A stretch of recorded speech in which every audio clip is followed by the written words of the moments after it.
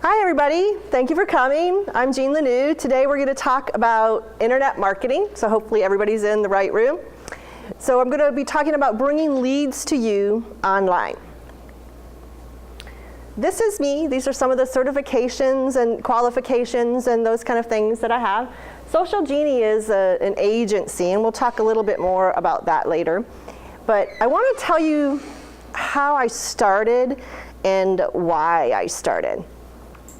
Back in 2007, before social media was cool, I had a cooking blog. And I'm a chef. I went to Le Cordon Bleu and all of that. And so I had a cooking blog. And I was actually before cooking blogs were cool too, now everyone has one. And I knew that I needed to get it out there, that I needed to be worldwide, that just being local was not going to get me the results that I needed. So I started talking to agencies about how to do social media and having them do it for me, and I quickly found out that they were meant for enterprise business, not for small business, and that their prices were much, much more than a small business could afford. So I started, learning it myself. I went, I did every online class that was available, and there weren't as many then as there are now. And I, just studied and studied and read everything that was available to learn how to do it. Well, as my cooking blog became successful, people started asking me, "What are you doing?" I was asked to be a food expert on the MasterChef. I don't know if you're familiar with that show on TV. So they asked me to be part of that show, and they asked me to write for some national magazines. And of course I was posting about these things online, and as that was happening, people started asking me, "How is that happening, and can you do it for me?" And so what I realized is that I had a real opportunity to help the small business owner get their voice heard. Because there were a lot of people that were taking care of the enterprise companies, but there really weren't a lot of people that were talking about the small business owner. And from that, of course, it's then morphed into restaurants and medical practices and those kind of things, because they're also small business owners, and it's just they can't afford to have the $6,000 a month type enterprise type systems that are offered by some of the larger companies. So these are all the certifications that I have, and that's my story and how I got started and where my heart is. So these are all the things that we're going to cover today. So you can see we only have an hour, and I'm going to try to squeeze as much as I can into that hour and really get you out there, how to protect yourself online and where should you be. All right, so how many of you have more time than you need? Anyone? Anybody in the room? Okay. And you have more money than you need. You have as many customers, as many patients as you need, right? You don't need any more?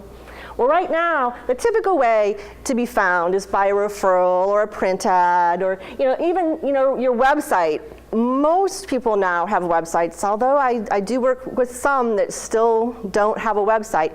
But that's really key in this world now, is to have that. All right, so just so you know, 90% of people will review your business online, even if they are referred to you.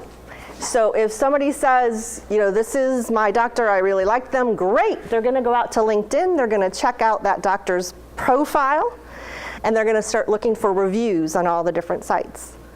So it's, even when it's referred, it's important that you protect your online visibility. 82% say that the reviews impact their decisions. That's a pretty high number, right? 82%. People spend 31% more when there are excellent reviews.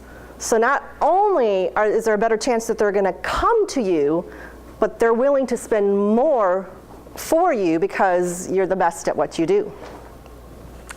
And then 84% of internet users trust customer reviews more than expert reviews. So that tells you right now they're listening to their friends, right? They're hearing what their friends are saying. They're hearing what their peers are saying. So I'm going to talk a little bit about inbound marketing. But before I do that, I want to talk about why we do it. I don't know, do we have anybody that's like in sales? Okay, so there's a process in sales. There's a process that every buyer goes through when they're making a decision of where they want to go. And a patient looking for a doctor is a buyer, right? Because there are a lot of choices now available. And so they're going to do research. It's not like it used to be, it was a town and there was, one doctor. It's now there's multiple choices, and so you have to be the best and you have to show them that you're the best. So basically what it's talking about are the 3 stages: awareness, consideration, and the decision. And so there's 3 different stages that they're going to walk through when they are talking about using a business or a practice. So what we do is we walk them through that online. That's what inbound marketing is. It's walking them through their journey online. It's not trying to sell them or push them. It's trying to give them the information that they need at that time in that place in their journey. Does that make sense? So these are some of the things that we do during that time. So they have wanderers. They're just kind of looking around, trying to decide, where they want to be, what they want to do. And so these are some of the things that you're going to give them in that stage, because you're trying to turn them into a visitor. So what you want is they're looking around for information. They're hungry. You want it to be your information so that they come back to your website on a regular basis. So you want to have good stuff there for them to read. So that kind of thing would be, blogs, posts, medical alerts, things that are going on in the industry right at that time. If you have that available to them, then they're not going to feel like they need to go somewhere else because they trust you. So they're going to come to you. So we want to turn them into a visitor. We want to turn them into a regular visitor. And then what we're going to do is we're going to give them information to take them a step further to become a lead. So for instance, maybe an ebook on how we would know if we had strep throat. So it's not just a couple paragraphs, it's a real detailed report on the causes of strep throat and those kind of things, so that they're going to download that. And when they're downloading that, they are giving us their information. So now they are telling us, I am very interested in you. And I'm interested enough to give you my email address, hopefully a real one. And so that's the next step. And by, to turn them into leads, the way we get them there is we reach for them on social media sites or through blogs or through advertising like on Facebook or on, the Google. So then we can turn them into clients or to patients, and then of course to referrers. So that's our goal. And so all of these things is what we do through the inbound marketing process. So what's the benefits of that? Well, first you need to have a website, or these benefits probably won't be very beneficial because we're trying to draw traffic to your website. So if you don't have one, then there's not much point in promoting your website. But you're going to get increased traffic, increased leads, more qualified leads, and reduced cost per lead, because it's really expensive to acquire a new patient or a new customer. And so this is helping you reduce those costs and also retain them. What's involved? Well, there's a lot. So you're going to do blogs, podcasts, videos, ebooks, white papers, e-newsletters, social media posts. social media engagement, and calls to action. You really need all of them. One doesn't really work without the other. So if you're only doing social media and they go over to your website and there isn't anything for them to do when they get there, if you're not asking them, if you're not calling them to action, then they're just going to pop right back off of your website. They're here, oh, what do I do here? It's like, we want to be told, as people, we want to be told what to do. Click here, sign up for this, do this. It's like, and when we see those things, we're like, oh, okay, I'll do that. That's what they want me to do, and we follow that process. Okay, so now you're probably feeling a little bit like this, right? You're going, okay, this is even more than I thought that there was, but it's okay. We're going to walk through each piece at a little bit slower pace. First, I want to give you a success story, though. So there was a pain clinic that has used this process and has been very successful. In a very short period of time, they've increased their search engine traffic, they've got new keywords, and visitor rate, if you see a 25% increase in visitor rate, that's pretty good in it's like a 3-month period. So it's all a numbers game. It's about how many people can you get there to how many people will be interested, right? I mean, it's just like a billboard. If you put a billboard up, you know, thousands of people may see it, but only a small percentage of those people are actually going to be interested. And so we're trying to draw just those people that are interested to our site. And then another success story. So this was a concierge, and you can see the graph and how it's gone up. And this was over a 12-month period. And it's like, so you can see that it's constant growth and constant new leads coming into their business. Consistency is the key. You can't do it once or twice and then think nothing happened. This is a building process. It takes time, it takes energy, and it moves forward constantly. Now, the good thing is, once you've been there for a while, then you're going to see motion all the time, and you're going to see constant leads. But to get those initial patients at the door saying, I found you on Facebook, it takes some time to get there. But it's also good for existing customers or existing patients. And we're going to talk about that. All right, reputation management.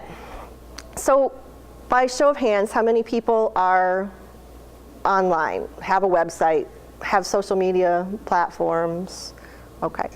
And do you go out regularly and see what people are saying about you? You're checking out to see if they're talking nice? Because they are talking. Whether or not you're there, they're there.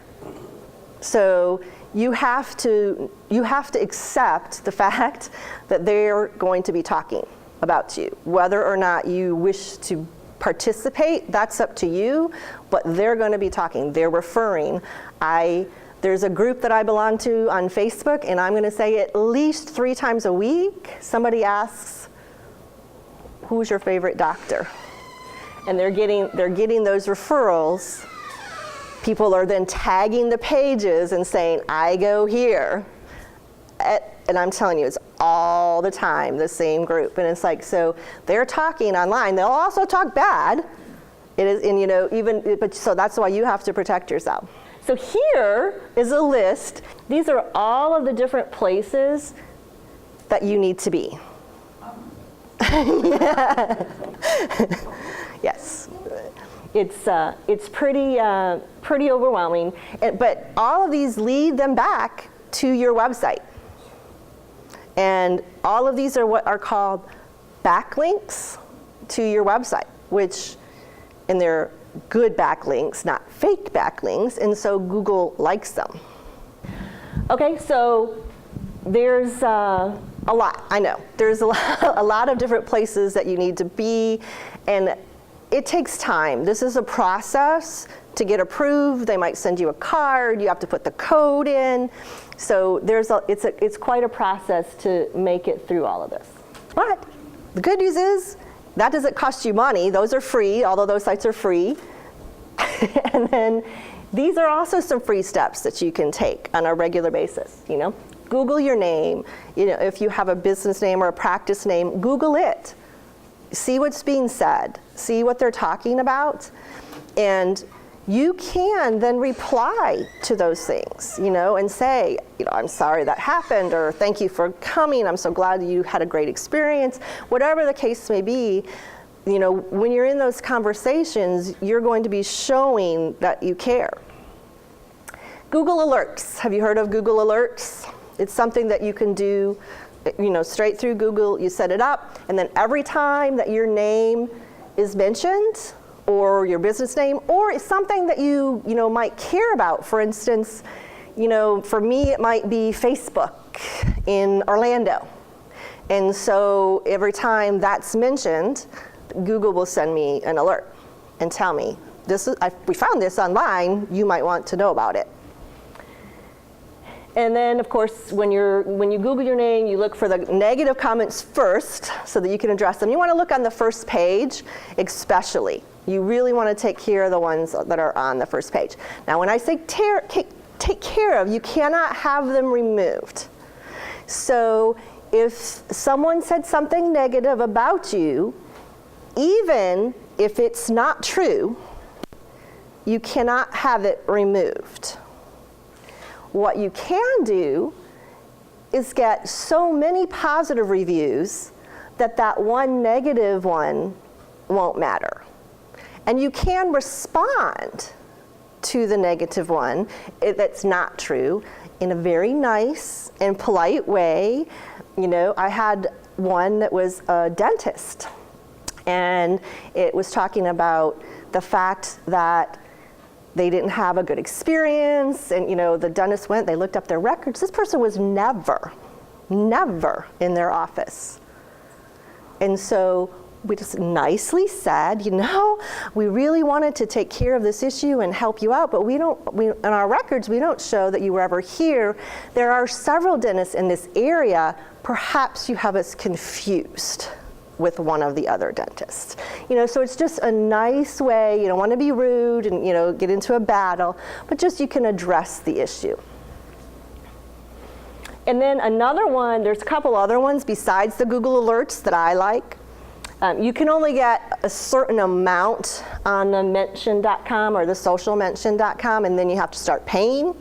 But if your name is getting that mentioned that much, then you probably won't care, because that'll be a great thing. All right, so strategies to create and manage your optimal online reputation. First thing, as I mentioned earlier, it starts with your website. The whole point of any online marketing is to get them back to your website.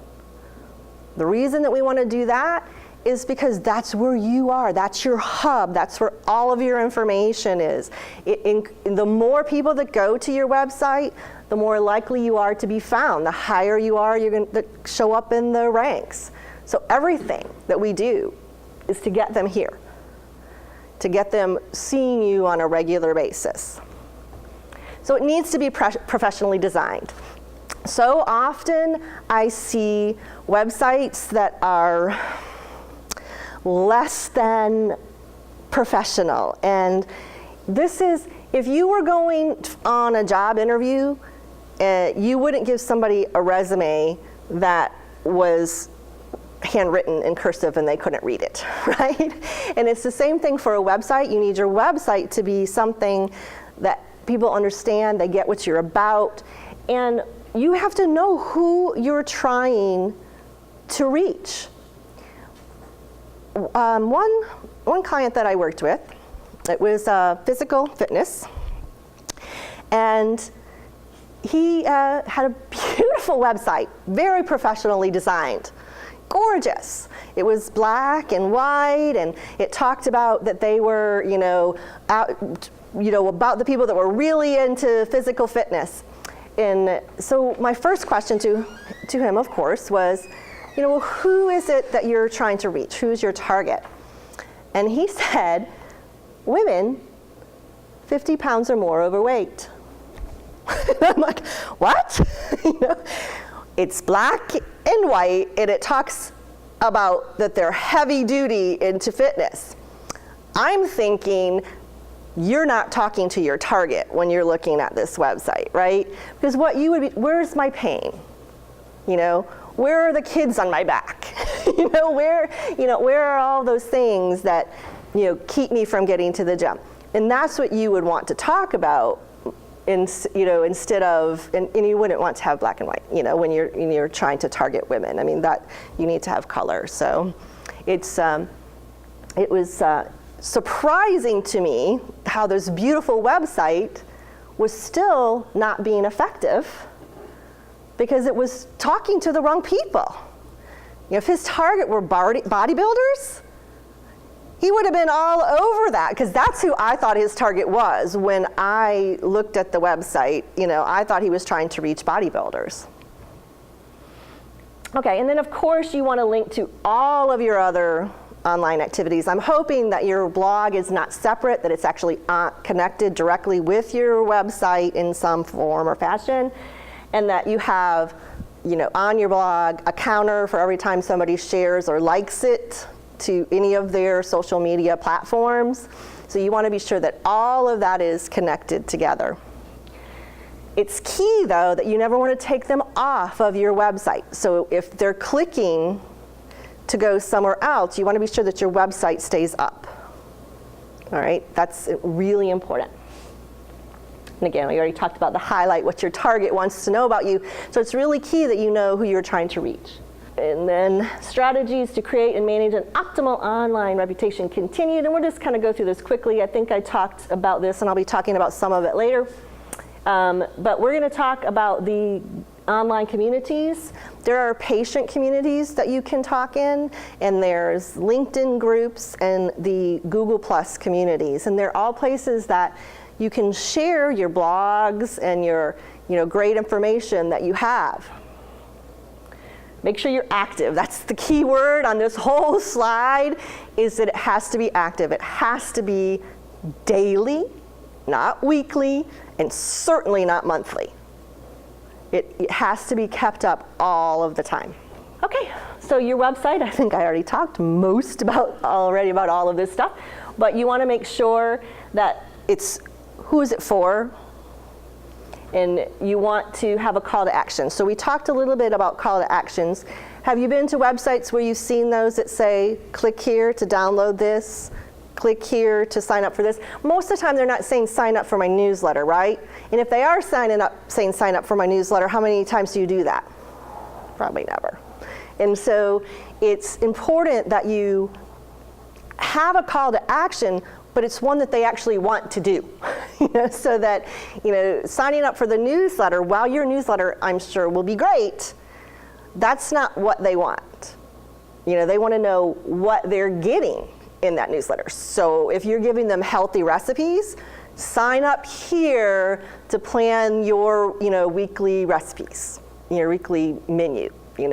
That is something that they're going to want to do, right? And it's like, and then you're going to send them once a week. You're going to send them a grocery list with all these healthy ingredients and recipes that they can make for the whole week.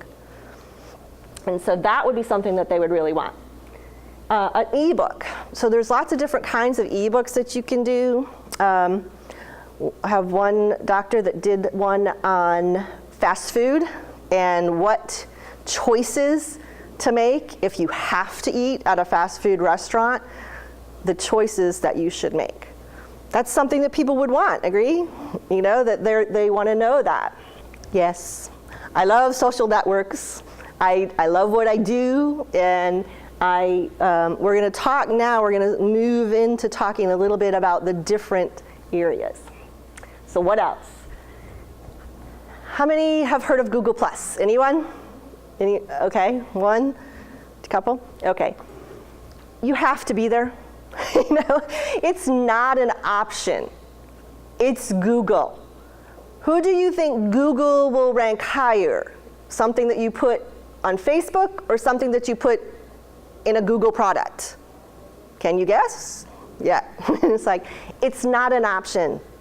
Google Plus is kind of a combination for me. I think of it as a combo of Facebook and LinkedIn.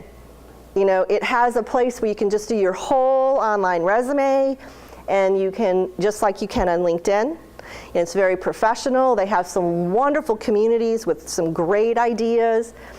And it's like, so that's how I kind of think of Google+. LinkedIn is your online resume. People are going there to check you out before they do business with you. They want to see why they should come to you.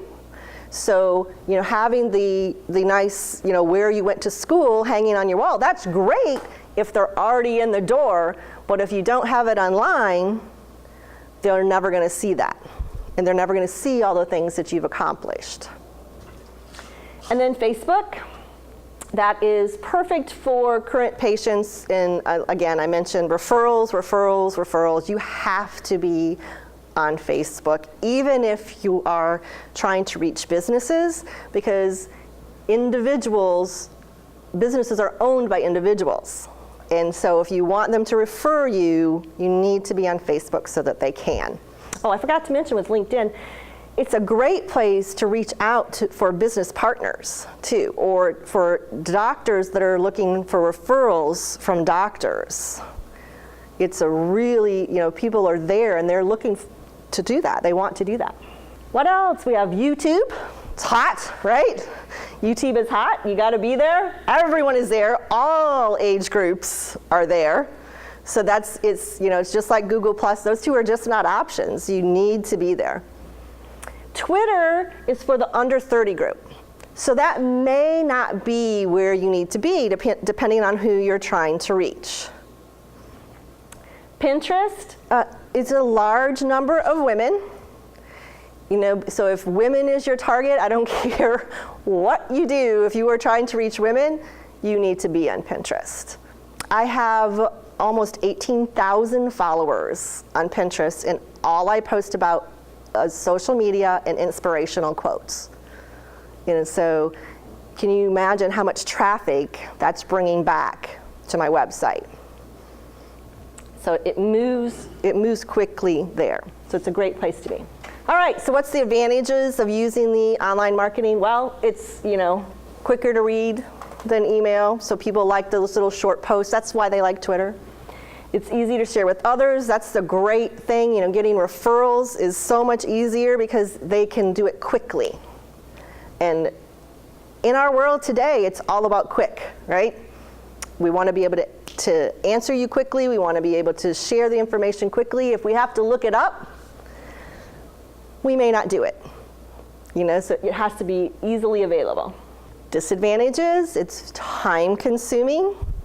You have to schedule out to do it right between 10 to 15 hours a week is what it's going to take. You want to make sure that you have the proper response, which is why some people are uncomfortable keeping it in their office, because you want to be sure that you handle things correctly. Fighting the temptation to spam. Social media is not about selling. It's about giving good information so that they come back to you naturally and they want to work with you. It's not about, come here, do this, come buy me. That won't get you anywhere. And it takes a lot of patience. And what happens is people tend to give up right before they're there. It's just, you have to keep going. It will happen. All right, what about HIPAA, right? So I know there's going to be the new laws in the HIPAA, and with that, even agencies can be held accountable. Right now, agencies can't be held accountable, so that's a good way for you to protect yourself. It's really not an issue, because you should not be talking about a patient. You should be talking about, I had this patient once upon a time. Those are not things that we're discussing. If you're going to be talking about elbow pain, you talk about elbow pain in general. You don't talk about, I had a patient that had elbow pain. And it's just that little bit of a difference that makes it so that it's okay to talk about. Now, if someone starts asking you questions on social media sites or on the other sites, you say, call the office. I would love to talk to you about that, but that's not something that we should talk about here. And it's just that simple. Yeah, so it's different than talking to your friends or speaking at a conference. You know, you're not going to be talking about patients when you're speaking at a conference, right? You're going to be talking in, you know, general terms. And the agency, again, it is going to be changing with the new, so that you're going to have to make sure that the agency, you have to protect yourself with them as well. All right, a Google Plus profile. So there's two sides to Google Plus, just like there is in Facebook, just like there is in LinkedIn. And so you have a personal profile, and then you can have a business page. This is your personal profile that we're talking about here. And you need to follow pages where you think your target is going to be hanging out. You need to join communities where you think your target would be. And so you have to think like them and put yourselves in their spot, and what are they interested in? What are they talking about? Where are they hanging out? And that's where you want to be. And you have to do that as you, not as the practice or as the business. And it's really, really, really, I cannot stress to you enough, put a photo there. It's called social media, right? And it's like, I don't want to look at a logo. I don't want to do business with a logo. I don't want to do business with your dog or your cat. You need to have a picture there, and it needs to be of you, or at least of the staff. It's just, I can't stress that enough.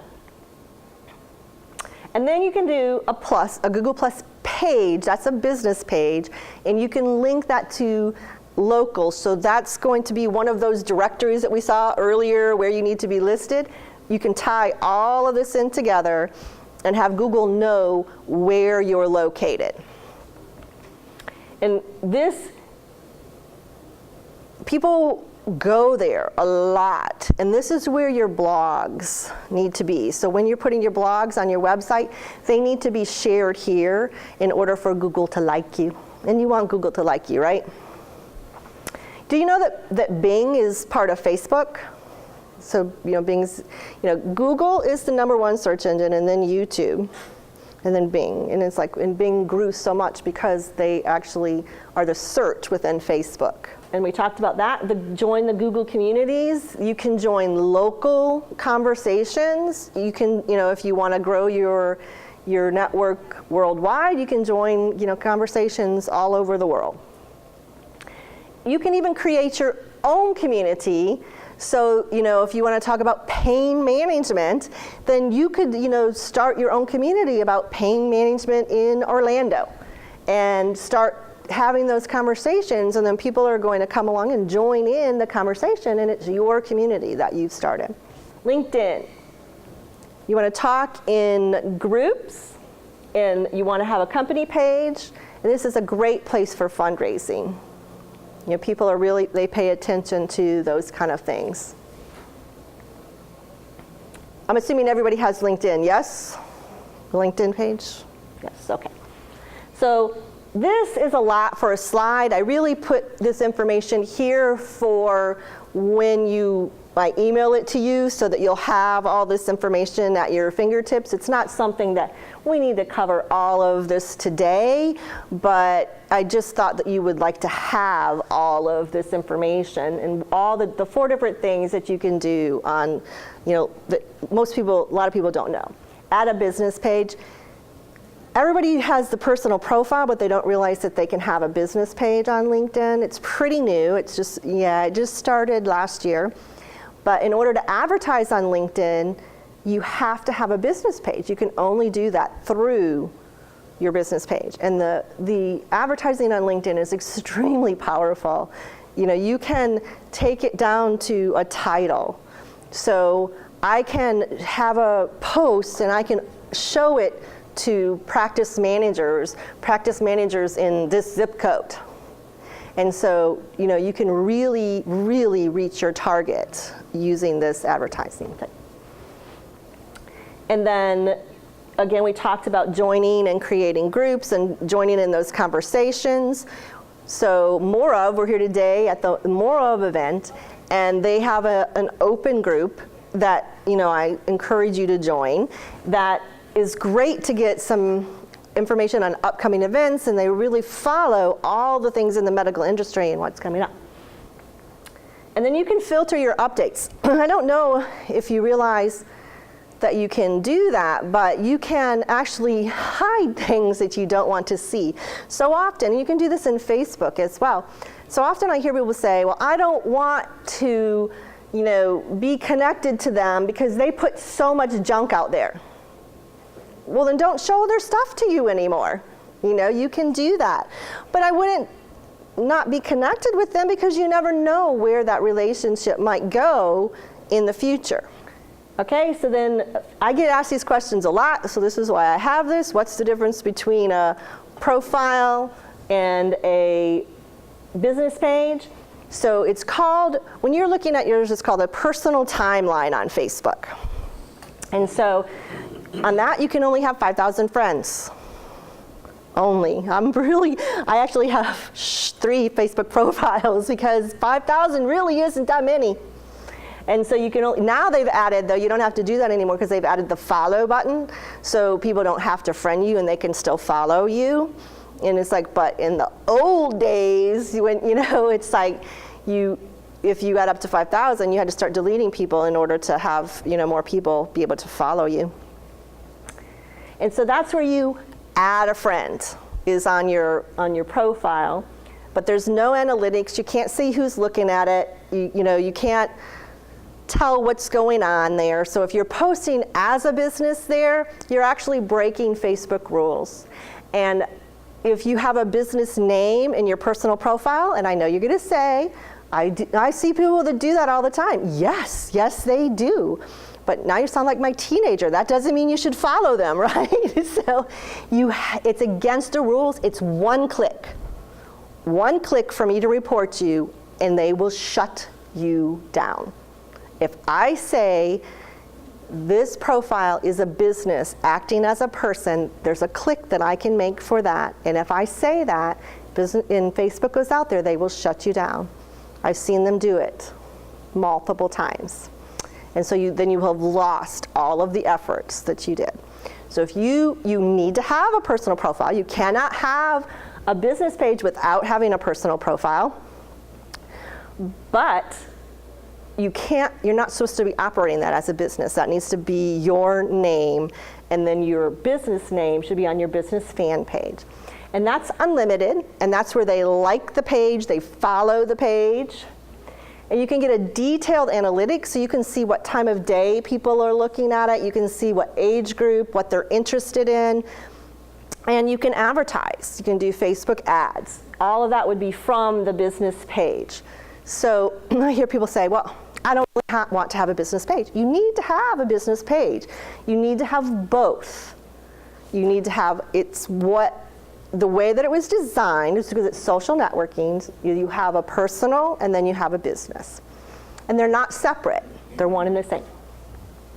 And then you have a powerful advertising, and you can add custom tabs. So you can have a video tab and all of those kind of things. All right, so again, I put a lot of this information here just so that you have it in the PowerPoint, but we don't really have time to go over in detail exactly what you need to do in Facebook. But you do need to be out there daily, and I like this one, it's CPR, so you need to comment, post, reply. So that holds true in all of them. If someone says something nice to you, reply to it. And the 70-10-10-10 rule, that is that you can, you want 70% good information, 10%, and this is, you can do this for either one. You want 10% personal, and then you can have 10% sales, and 10% like an offer kind of a thing. So it's 70-10-10-10. YouTube, So YouTube, again, is the second largest search engine, so you need to be there. And it's a great place for you to show your expertise. There's great analytics on YouTube. So you can see, who's looking at your videos. There's comments, so you can see what they like and what they don't like. Twitter, it appeals to a broad range of people, but really is a lot of 30 and under. They like it, though, because it's 140 characters, so it's quick and easy to read. It doesn't take a lot of time to move through. And it can send a lot of traffic to the website. Notice the last line, 6 million registered users. So it's second only to Facebook. So some things that you can do there is announce your wellness programs, schedule changes, because Twitter is moving quick. So, if you have a cancellation, it's a great way to fill that cancellation is to put it out on Twitter. I have an immediate opening, and hopefully somebody will see that and pop in. Pinterest. Pinterest brings a lot of leads. So I already told you I have the 18,000 followers for, social media. So the traffic that it brings is amazing. Links to each of your pin that will lead people back to your website. And so some board examples. So Pinterest is like a bulletin board, right?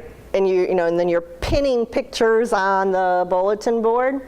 And so some examples of your bulletin boards that you could create would be health tips, healthy recipes, exercises when you're over 40, those kind of things people are really, really interested in. So I do a tip of the week. So you'd have your name and the tip of the week, because guess what? Now when they're Googling your name, they're also going to find that. And I have my name on every single board. And so this is a sample of mine, my tip of the day. That's a sample of what it says. And so that it's really useful when people are Googling me that they can find all of my pictures. Inspirational quotes are very powerful. Inspirational business quotes are extremely powerful. Okay, so I have one more success story. This is a lawyer. And you can see it's been a short period of time, and the increase is amazing. They get at least 3 new clients a month just from being on the social media platforms and blogging.